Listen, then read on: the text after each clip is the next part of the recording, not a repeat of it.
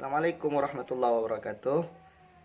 Ini bahan untuk pembersih lantai kamar mandi, yaitu kalau bahasa Acehnya asam sunti. Nah, ini yang sudah terlalu masak, yang jatuh dari batang. Nah, akan kita blender. Nanti akan kita bersihkan kamar mandi kita.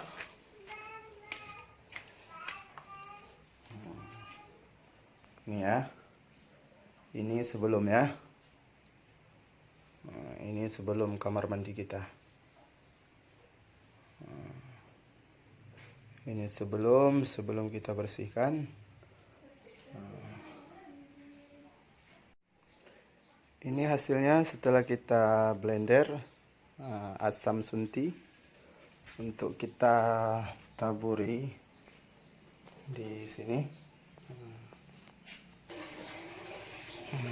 Ini setelah penaburan asam sunti, asam belimbing yang di blender tadi. Selamat mencoba, semoga berhasil. Sementara inilah hasilnya, saudara-saudara.